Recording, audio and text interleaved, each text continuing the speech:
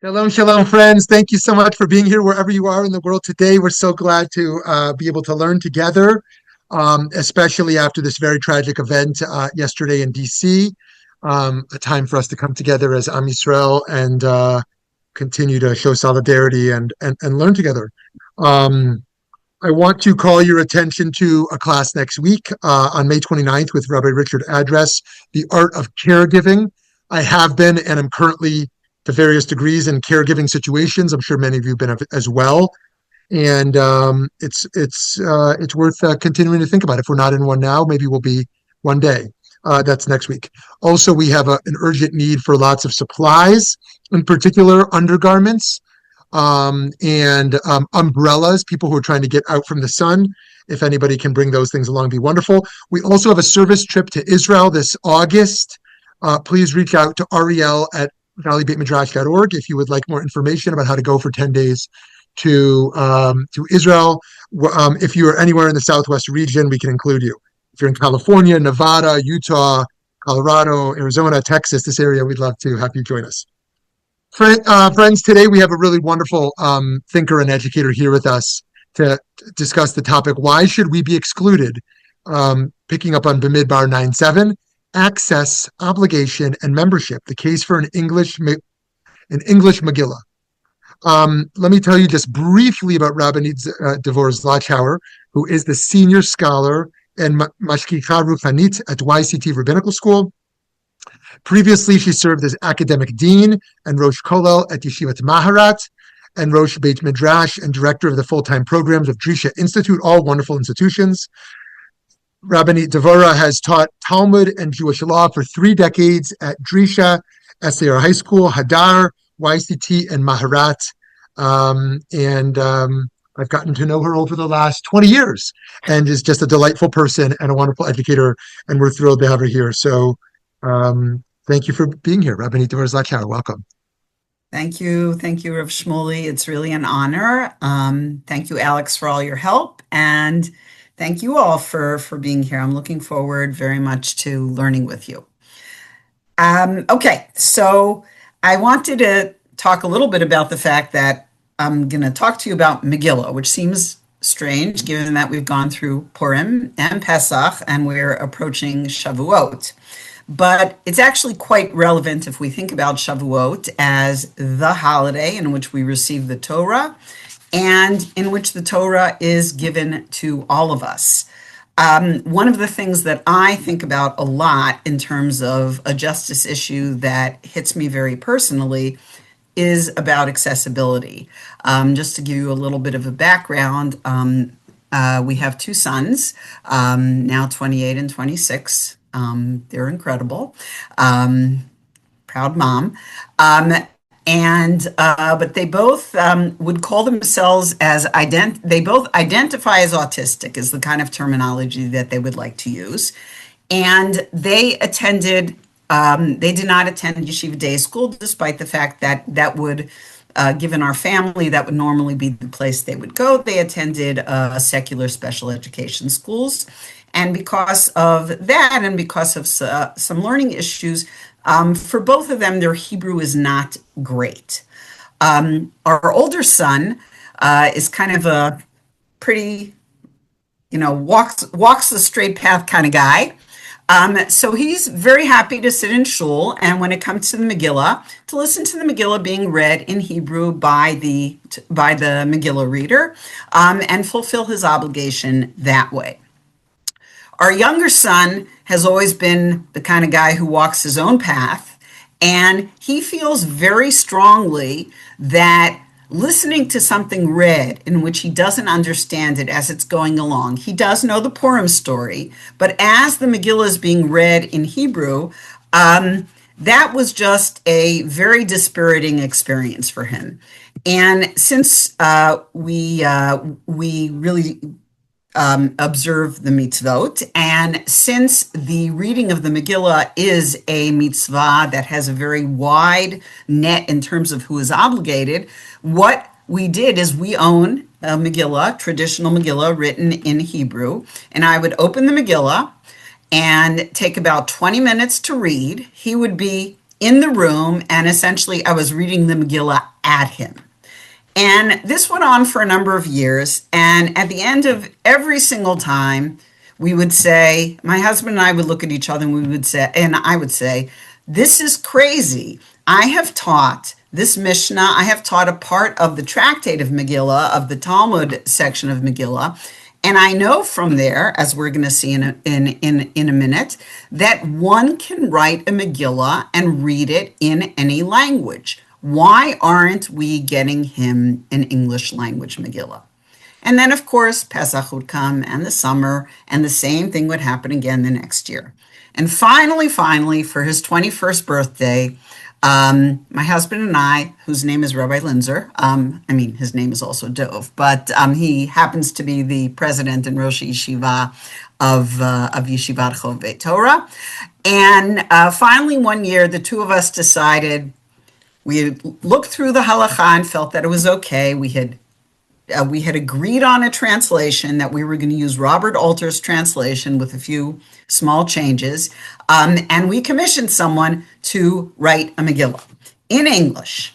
Now, in the same way that if you take a look at either a Torah scroll or you take a look at the Megillah, you'll notice probably two things. Number one is it's written on parchment. Paper is very, very different. And number two, if you look in the Hebrew, not only, first of all, the letters are thick, they have a thickness to them, but they have special crowns and they're written in very specific ways. When you write a Megillah in a different language, you still have to use parchment and you still have to use that same ink. But there are no rules about how the letters are written. And I think you have two pictures on your on the first page of your source sheet, and you will see that this Megillah is written. It's beautiful. I think it's just gorgeous, and it's written in English in a type of calligraphy, and that's what he reads. So every Purim, our son Netanel, now reads the Megillah both at night and in the daytime. And in fact, at our shul, he's been asked to actually do a reading for other people as well. So my goal here today is both to have told you that personal story, which is ultimately about, which in many ways is about access and giving people accessibility to Judaism.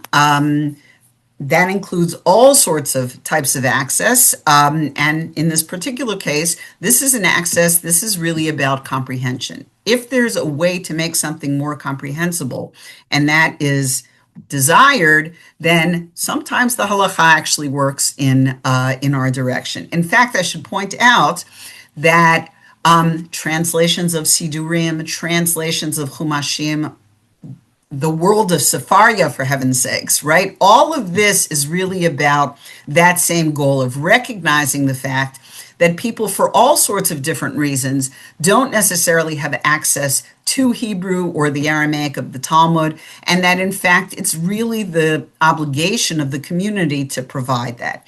This is an unusual example because it's going to be rare to never that you're going to go into a shul of any denomination and find a Megillah scroll that is in English, but we hope that'll happen more. So that's the personal side of the story. And the other side of the story is the halachic story, which is how is it that this is okay? I'll preface this by saying you can't write a Sefer Torah, a Torah scroll, in any language other than the original. There are very, very specific laws to the way a Sefer Torah is written, a Torah scroll is written. So the Megillah is distinct from that. And part of that question is why? What kinds of ideas, concepts, values come with the reading of the Megillah, and how is it that we came to this conclusion? Okay, so let's start. Okay, so we're going to begin with the very first source. You have in front of you the Hebrew and the English. Depending on our timing, For some of them, I'll do both, the Hebrew and the English. And for some of them, when we get to some of the longer stuff in the end, I might switch to English only, depending on our time. So this is the very first Mishnah in the second chapter of Megillah, which, not surprisingly, talks a great deal about the holiday of Purim. And this chapter begins with the following. Hakore'et HaMegillah, this part is not in my translation, but I'll start at the beginning. Hakore'et HaMegillah lemafreya lo yatsa. If someone reads the Megillah out of order, right, like they read chapter 3 before chapter 2, they haven't fulfilled the obligation. After all, it's a story, it's a narrative. It has a beginning, middle, and end. Kara al peh, kara targum b'chol lashon lo yatsa. Not only that, but the commandment is to read it. So therefore, if you recite it, right, you don't read from a text, you also haven't fulfilled your obligation. And in addition, if you read it in a language that, if you hear it in a language that you don't understand, we're gonna make Hebrew an exception. No, I'm sorry, that's the wrong point there. If you recite it in a language that's different than what's on the page, okay? So there's a lack of matchup, which is essentially the same idea that you're reading it by heart. You also haven't fulfilled your obligation. Now we'll come to the part that's translated and underlined. Aval korin ota lelo azot bilaz. You may read it to those, we may read it to those who speak a foreign language in that language. V'haloei sheshama ashurit yatza. And one who speaks a foreign language, who heard it read in Ashurit, which is a way of referring to Hebrew, fulfills their obligation. So I want to focus on these two parts. And part of what we're going to do is we're going to talk about the values of each of these and the priorities. Which one are we going to prioritize? So the first thing that the Mishnah says is that you may read the Megillah to someone in their language. Loez is a way of saying a foreign language or vernacular. I'll probably end up saying English a lot, even though obviously it's a lot more than English. So that means, since you can't read the Megillah by heart, that means that you have written the Megillah, let's say, for example, in English, and now you're going to read it in English. You're going to read from the text. And it was in the days of Achashverosh, right? So that's option number one that the Mishnah tells us is okay.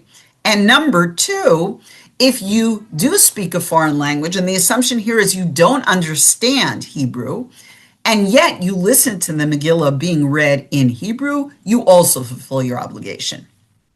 Okay, so two different ideas with two very different values, right? This first one seems to really be focusing on your comprehension, right? In other words, we're going to say, even though this text originally in the Tanakh is in Hebrew, nonetheless, it is so important that you understand that we're willing to say, as long as the text is written in your language, you can hear it read in that language and all is good. And the second one has the focus that we would normally think about, which is kind of, Hebrew has priority. So even if you don't understand, as long as if it's read in Hebrew and what you're listening to is Hebrew, all good. What wouldn't work is if I speak French and I don't speak German and I'm listening to the Megillah being read in German. That's no good. I neither comprehend nor is it written in Hebrew. Okay. So that is the basis. Okay, so what I'm particularly interested in is these two values as they relate to each other. The value of maintaining the original language and the value of comprehension. If you think about this, right, this can happen very frequently in shul. Someone who, many people don't understand the language of the tefillah, of the prayers, or there are certainly certain prayers which almost no one understands unless you have real expertise. And nonetheless, many of us will still say the prayers in Hebrew.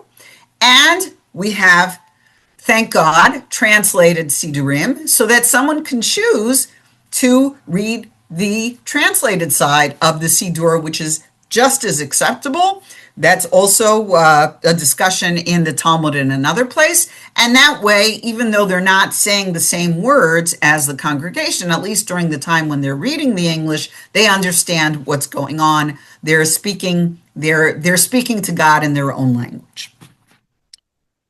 Okay, so as is the case, as is generally, the Gemara is now going to go and is going to do some exploration of this Mishnah.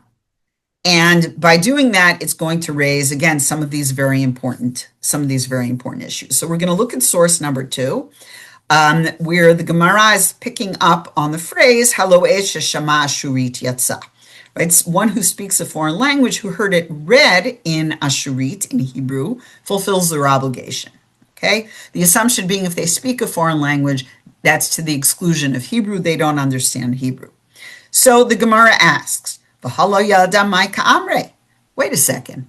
They don't know what is being said. Okay? And just because this is what happens. So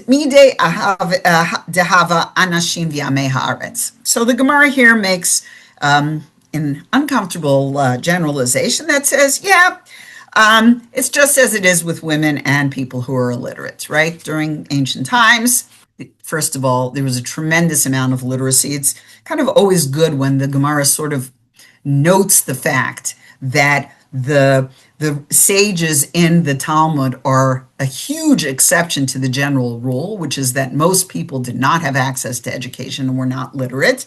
And certainly the expectation is that even if some men were able to have an education, women did not.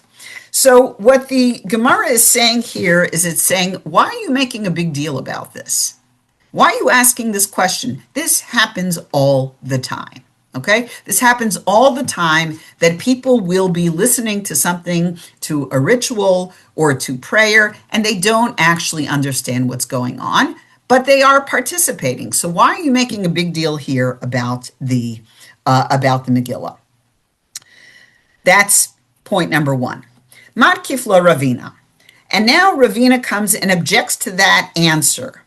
And he says, don't just talk about people who are not literate. He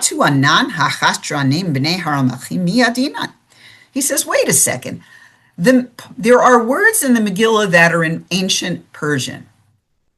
And no one, he says, we, the sages, you think we know what achashtranim b'nei haramachim means? It's not in any language that we speak.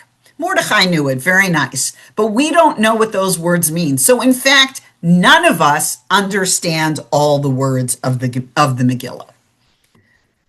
Now, by the way, I would make a very big distinction between missing maybe a half a dozen words, maybe a dozen words in the Megillah and not understanding all of it, but okay, fine. We'll take his point for the moment. So we have a problem here. Either everyone has a comprehension issue or certain groups of people have a comprehension issue. So how do we respond to this? Ella mitzvat kriya or persume nisa, hachanami mitzvat kriya or persume nisa.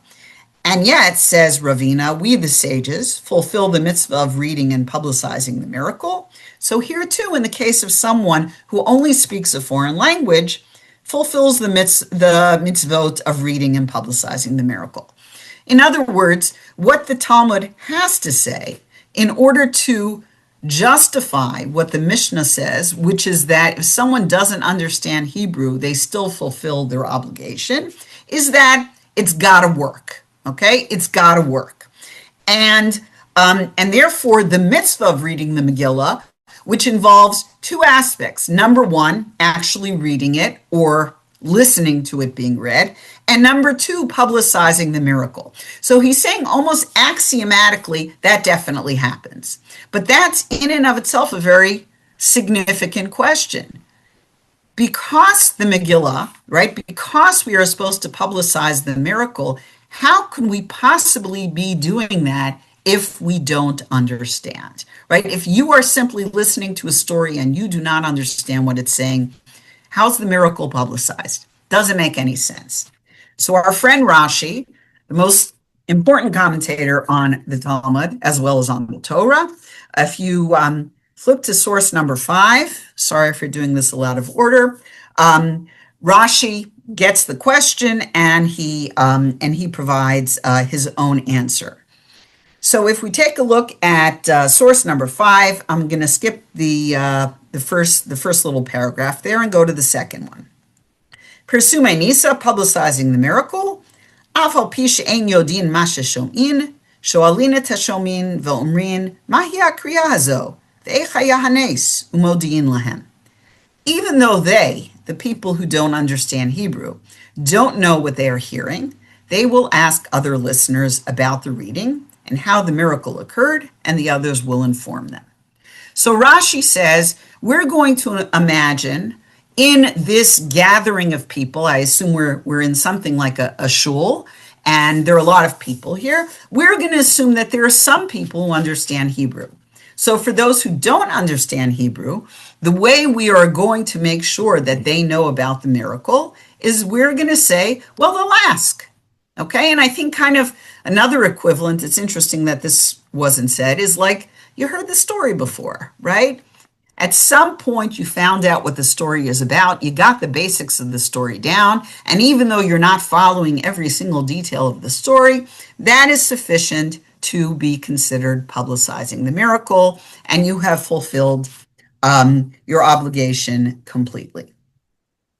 Okay, so the question, and I'd love to hear your thoughts when we talk later on. The question still is, but which is preferred? Which is preferred? Which is better?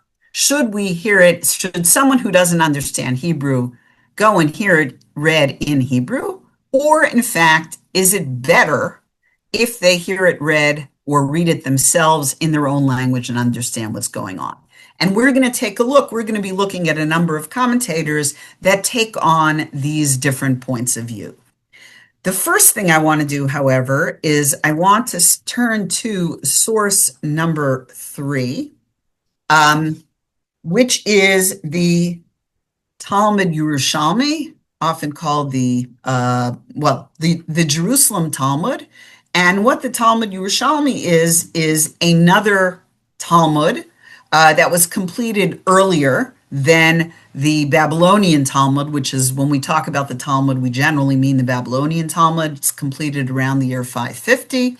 The Jerusalem Talmud is completed about 200-300 years, about, 100 to 200 years earlier, something like that. And it is written in the land of Israel as opposed to Babylonia. It has a very different style of writing and has a different style altogether. It's shorter, it has less sort of back and forth discussions. And in terms of its status, in terms of halakha, we are the heirs of the Babylonian Talmud. So the Babylonian Talmud has more authority for us than the Jerusalem Talmud. But every once in a while, you will see it quoted. And I'm bringing it here because it is going to be invoked in an argument made by Ramban by Nachmanides. Rabbi Abahu b'shem Rabbi Lezer.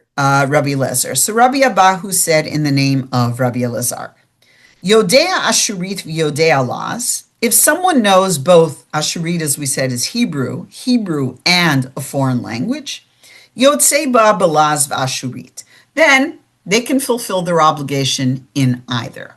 And he isn't prioritizing one over the other here. Balaz, if they only know a foreign language, Yotzei ba Balaz, then they fulfill their obligation in a foreign language. So someone who's listening, it sounds like, according to this, they should be listening in the language they understand. Now things are going to get a little tricky. Yodea Ashurit v'Yodea Laz. What if someone, back to the beginning, knows both Hebrew and another language? Mahu sheyotzei yedei acherim belaz. So the Jerusalem Talmud here asks a question. May one, I should look at my translation, may one who knows Ashurit and a foreign language help others fulfill their obligation in that foreign language? Meaning, were I to be reading for myself, I could read it in Hebrew, but now I'm reading it for someone who doesn't understand Hebrew. May I, since I do understand Hebrew, may I read it for that individual? Or to ask it personally in terms of our story, may I read the Megillah in English for my son? I do understand the Hebrew. I can read the Hebrew Megillah, the Megillah in the original. Can I read the Megillah for him? So, this is the answer. Yeva kehada. Kol she'eno chayav badavar eno motzia terabim yidei chovatam. And flip the page for the translation. This corresponds to the principle, anyone who is not obligated may not help others fulfill their obligation. A very cryptic answer.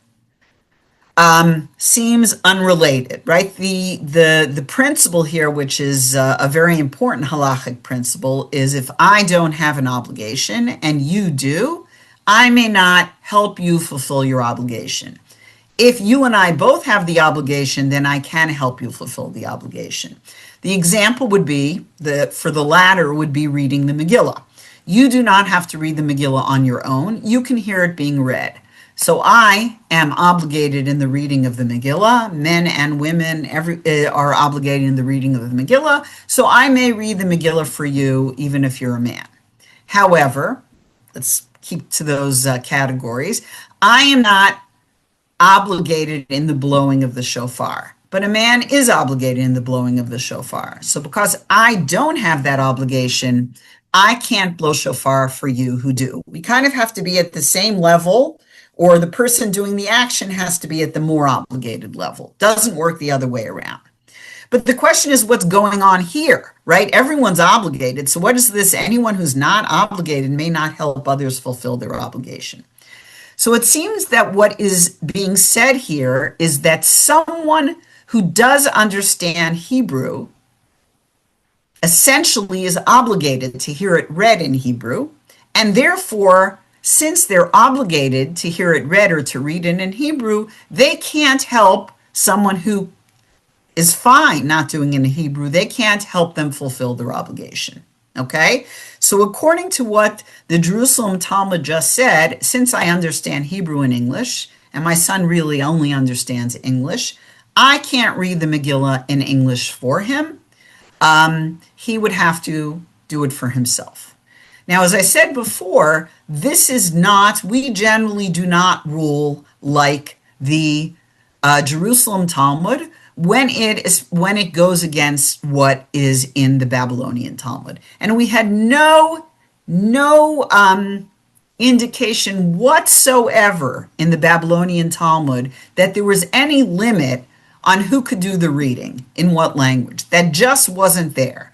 The only question we saw in the Babylonian Talmud is, may I hear it? Why can I hear it read in Hebrew if I don't understand, right? The question was on the other side. But it's here, and the reason why it becomes important for us is because it's going to be invoked by Ramban, and that is source number 7. So the Ramban is Nachmanides. He lives in Barcelona, Spain. He is an extremely important medieval commentator on the Talmud. He also writes an important commentary on the Chumash, and he has students, and we're going to see what happens with his students. So I've excerpted a small piece of the Ramban to get to his basic idea. So here's what he says. Here's the beginning. ומפני שאין יודעין אשורית, אף על פי שיוצאים בו, בקושי התירו משום דעיקה מצוות קריאה, ודאי פרסומי ניסה בידיעה ממש עדיף. So he starts off like this. He's talking about people who don't understand Hebrew. And he says, and because they do not know Ashurit or Hebrew, even though they fulfill their obligation, which is what the Mishnah said, only with difficulty did the sages allow it. Since the mitzvah is reading, certainly fulfilling, publicizing the miracle is preferable when the text is known and the obligation is fulfilled in the language the individual knows. So the Ramban is the first one we have who says explicitly that in these choices, someone who doesn't understand Hebrew, it's actually preferable if they have it read or read it in their own language. He's the first one we've seen say that. And he explains that the fact that the Mishnah says that one may hear it in Hebrew is not optimal, okay? It works, but it's not optimal.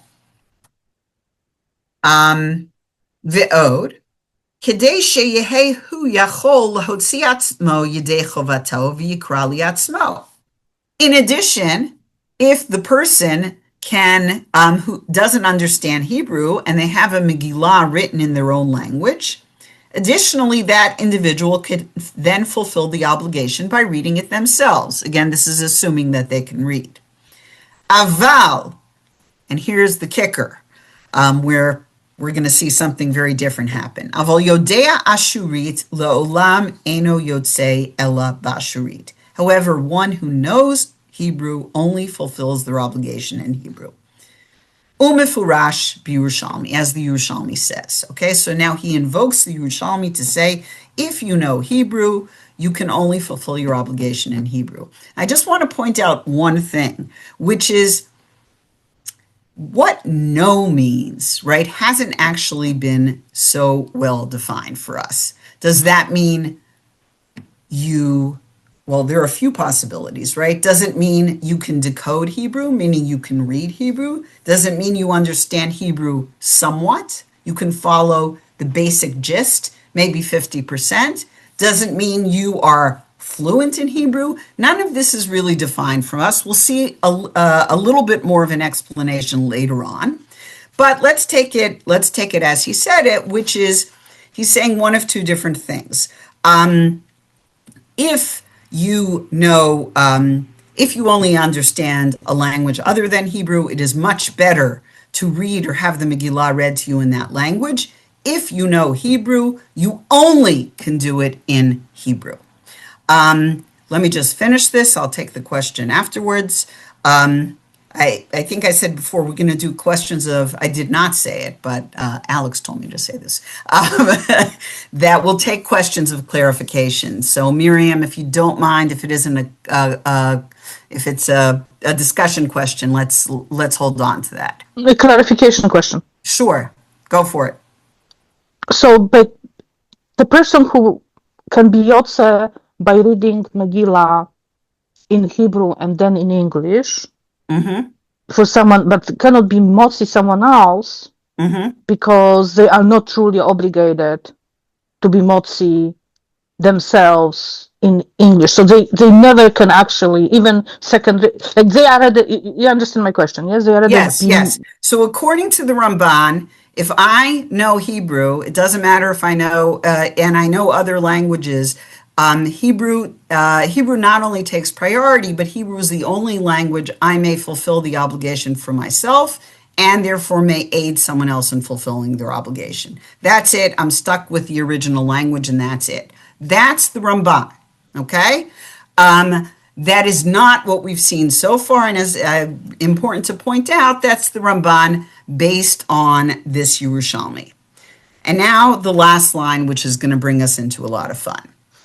V'yesh miksat mikomot b'Sfarad toin bazeh. And there are some places in Spain where they err about this. Meaning the Ramban is saying that there are some communities here in Spain where I live, that I know of, where someone who understands Hebrew is reading the Megillah, let's say in Spanish for other people, or maybe Ladino. And he says that's a mistake, right? That's against what he just ruled. So, well, that's very intriguing, right? Because now we have some sort of historical reference. And as it so happens, we're actually going to see, I don't know if it's the case he was talking about, but it's certainly a case in which this, in fact, was happening, that the Megillah was being read in another language. So we have a precedent. My son's English Megillah is not the first one in the world. We think it's probably the first one in English, however. So in this, I'm going to read this. I'm going to switch to the English on this one because of time, its length, and we'll get it. We'll be able to get the full flavor here. So the Rivash, Rabbi Yitzchak ben Sheshet, right, son of Sheshet, lives in Spain from 1326 to 1408. Much less well known than Nachmanides, but he is a very important figure. And the story here is going to be is that he becomes a rabbi in a particular city in Spain. He's the new guy on the block, and he's not happy with a number of things that they do in this city. It's a very, very lengthy question, and we're going to focus just on the stuff that's relevant to us. This question was sent to his teacher, Rabbeinu Nisim, who is actually a student, I believe either a direct student or a student of a student. He's in the line of the Ramban. So you will not be surprised then to see that the rulings they're going to follow are going to follow the tradition set down by the Ramban, by Nachmanides. So here's what he says. I sent the following letter to Rabbeinu Nisim right after I arrived in Zaragoza regarding reading a Megillah written in a foreign language, in that when the reader knows Hebrew. So here what was going on. I'm imagining this is the story. They have a shul, and they have a standard traditional Megillah. And the reader, who probably reads the Torah and does all of that, comes to Purim night and Purim day. He goes to the shul and he reads the Megillah for the congregation. However, not everyone is in the congregation. And since he's the reader, and perhaps there aren't that many people who are literate, he also has let's call it Spanish. Let's assume it's Spanish. I don't know if it's Spanish or Ladino. He has a Spanish Megillah, and he takes the Spanish Megillah, and he's going to read it again at the night and during the day to the members of the congregation, members of the community who didn't go to shul. That's the story here. Now, remember, he can read Hebrew. So in the world of Nachmanides and Nachmanides' followers, this is a no-go, okay? He cannot be the one to read the Megillah. So here's what Rabbi Yitzchak says. Now before Purim, they told me that for the last 30 or so years, they've been accustomed to reading the Megillah written in the vernacular. Wow, I don't know how that happened. To the women, okay? Interesting, right? We have the same example as what we saw in the Talmud. I'm assuming what's going on here is the men are in a shul and the women are not. So after shul's over, the women gather together and he reads the Megillah in the vernacular. So the Rivash says, I told them it is incorrect to do so since the reader knows both Hebrew and the vernacular and doesn't fulfill his own obligation with that reading, as Ramban states. He does not then fulfill the obligation for the women as explained in the Yerushalmi. Since he doesn't fulfill it for himself, he can't help them fulfill it. And then he quotes a number of other rabbis who say the same thing. Okay, now we get to the fun part. We're in the third paragraph. Okay, so remember, new guy on the block. The Honorable Sage Rabbi Yosef Ibn David, who's been there. Let's presume he is, I don't know, maybe he's been there for a long time. He's not the rabbi of the community, but he's well known. He supports them in all of their practices, whether to flatter them so he finds favor in their eyes, whether to embarrass me a little to preserve his dignity as he hasn't rebuked them on all of the above. And he, along with the God-fearing Don Ezra El-Azri, have joined together to preserve the practices established by their ancestors. Okay, so we now have a fight. New rabbi thinks it should be done one way and thinks that is what is required halachically, and the old guard who are supporting the practice that has been going on in this community for a very long time. And now this is interesting as to how they bring how they're going to prove their point. They have also brought proof from their position, as Ramban wrote, quote, in many places in Spain they have erred in this matter. Since it is done in many places, we should not set aside our practices, and if he says they are in error, we will respond to the contrary. So they quote the line in Nachmanides, and they say, well, clearly other places were doing it. We reject the Ramban's understanding that what they were doing was incorrect. We're going to say the opposite, that the fact that other communities are doing this as well indicates that this is totally fine. And then this is the response of the Rivash, right? The new rabbi. I said to them, if only it was as you say. I wish you were right. I'm not sure that he really means it, but that's how he's starting out. However, your practice is mistaken. And then he brings exactly the same thing that we saw in the Talmud. You translate ha'chashtranim b'nei haramachim. Remember, they have to translate it.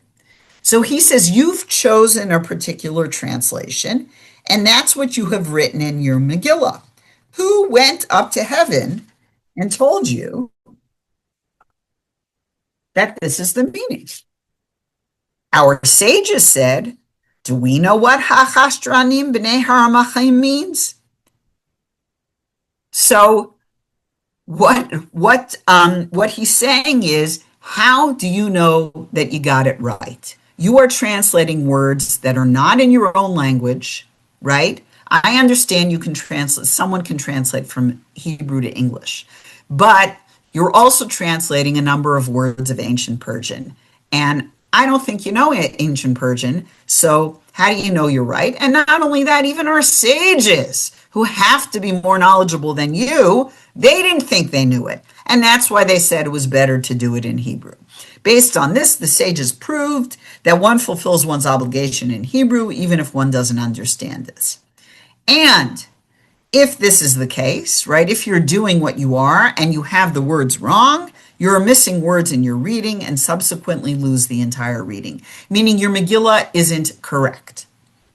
Okay, and then he makes one more point. Additionally, why put yourselves in a position where there is doubt whether you will fulfill the obligation or not, and not? Instead, follow the practices of our sages. So he says the safer bet is to read it in Hebrew. And this is sort of a classic type of halachic decision in which we have two options, even though one of them appears not to be optimal. Ultimately, what's being argued here is it's safer. Now, by the way, that is premised on the notion that there is sort of one exact translation and you have to get it exactly right. And I will tell you that in our family story, the thing that took the longest for my husband and me to make our decision was, what translation do we use, right? Because translations differ. But ultimately, we picked one, right? We picked one. And well, we could talk more about why we picked Robert Alter. I don't remember if we did that. Right. So Miriam raises the possibility that those words you just transliterate. I'd have to go in and check. So pick a translation, right? Does it have to be absolutely exact? I mean, any translation, you're going to always have this problem. The final thing, I see we have very few minutes, so I just want to refer to a part of it. It's important because this is source number 10. The first Sephardic chief rabbi of Israel. He was the Sephardic chief rabbi before the state came into being. So this letter is from 1940, and which means it's not so long ago.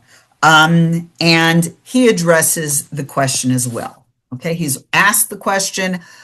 He's asked in a particular way, but he makes a number of points that I wanted to point out before I finish up.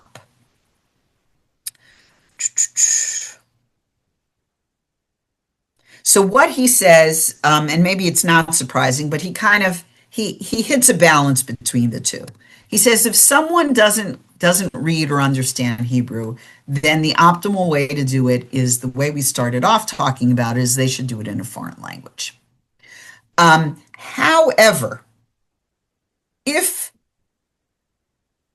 if there are people there who know Hebrew, then they can rely on them. And then he also adds that if a person knows how to read Hebrew, this is the important point. This is, if the person knows how to read Hebrew, even if they don't understand it, then they should do it in Hebrew. And they should hear it in Hebrew. And I would venture to say that this is the experience of a huge number, just a huge number of people who come to hear the Megillah read, that they don't understand Hebrew. Maybe some of them can read Hebrew. And according to Rav Uziel, what he's saying, although again, he doesn't clarify how well, none of these, we're not being given any quantitative measurements for what constitutes knowing how to read, comprehending, or any of this. But he feels that if you do know how to read Hebrew, then you're back in the Hebrew category and you don't fulfill your obligation in any other language. That's the end of the sources here, and I love to have take questions, have a conversation, whatever it is that people are interested in doing for our last 15 minutes. Thank you so much. It's very my pleasure. Yeah, if anyone has a question or a comment, please feel free to raise your hands. We can call on people to unmute, and you can also write things in the chat as well. I had a question, maybe, if you don't mind, I'll start us off.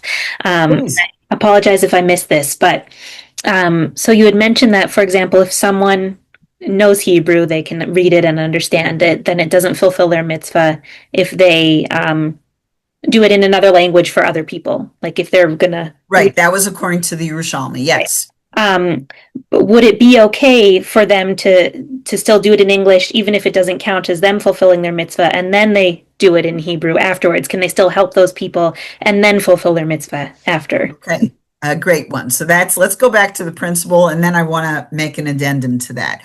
So what the Yerushalmi says and the Ramban follows in this path is you can only do for someone else what works for you. So since I know Hebrew, I can't read it for you in a different language. That wouldn't be good, because if it doesn't work for me, it doesn't work for me to help you. That's the fundamental point. The question that's still left is there, do we have to follow that ruling? So I did give you on this sheet the Rambam, right, Maimonides, who never mentions this. If you, I'll just read quickly from source number 6. Just totally skips it. One who reads the Megillah by heart has not fulfilled their obligation. One who speaks a foreign language, who listens to a Megillah written in Hebrew script, even if they don't understand, fulfills their obligation. If the Megillah was written in Aramaic or any other foreign language, one does not fulfill their obligation to read it except if one recognizes the language, and it must be written in the script of that language. Nowhere does the Rambam say, and there's a limitation, that if you know Hebrew, you can't read it for anyone else in the other language or for yourself. Just doesn't say it. So that position is out there. Thank you so much. Very interesting. My pleasure. Thank you all. And go ahead. Maybe you can use another 2 minutes, and because you had a broader title for like inclusion. Yeah. So maybe you could address the broader okay. picture. I'm trying to think what I would add to what I said at the beginning. I think what I'm trying to take out of that, the statement that I started with, why should we be obligated, as Rav Shmuley pointed, gave the place where it's quoted from. So this actually appears in the Torah. The first time it appears is in the story of people who were ritually impure because of contact with the dead, came to Moses. This happens in the second year that they're in the desert, and they're about to celebrate Pesach and bring the Paschal sacrifice. And the halakha is that if you are ritually impure, you may not bring a sacrifice. Now, becoming pure again for contact with a body is actually a pretty extensive process, and they weren't going to be pure in time. So they came to Moshe and they said, why should we be excluded? And think about what's, I like to think about what's at stake here. The beginning of the story of our nation, right, was about bringing this Paschal lamb and then leaving Egypt that night. It's a formative experience. So I'm imagining that they're coming to Moshe. They're not just saying, you're leaving us out of a mitzvah. They're saying you are leaving us out of the first recounting of the formative experience of our nation. How could you do this? How can you do this to us? It's not okay. So Moshe speaks to God, and God says, all right, we're going to do a makeup. We're going to create something called Pesach Sheni, where a month from now, they will be able to bring this sacrifice and they will eat it with matzah. We're not going to dismiss the law. The law is that that one cannot bring the Paschal lamb while they are impure. So we can't get rid of the law, but we are going to do everything we can in order to make sure that they are included. So that verse is not just used by me; it's used by many Jewish people who advocate for inclusion, or what I prefer to call membership. That idea that we shouldn't be leaving people out. Or let's put it this way: I think it is our mandate to include as much as possible. Sometimes the halakha or other circumstance will get in the way, but that is what we are striving for. So I feel very, very strongly about this, and part of that, unfortunately, comes out from experiences of having my children excluded, and anyone who's part of a group that's part of a minority group or a group that's been marginalized, very much has this experience. And I think that value is really something we need to take into account in a very big way. And the fact that it happens here in the context of fulfilling a mitzvah in a way that's so unexpected is to me a very important lesson that we really need to keep at the front of our minds. Thank you so much, everybody. Have a good rest of your day, and wishing everyone a Shabbat Shalom for this coming Shabbat. Yes, Shabbat Shalom. Thank you so much for joining us today. Thank you all for listening and watching. And please visit our website, valleybeitmidrash.org, to see all of our other upcoming events. Thanks, everyone.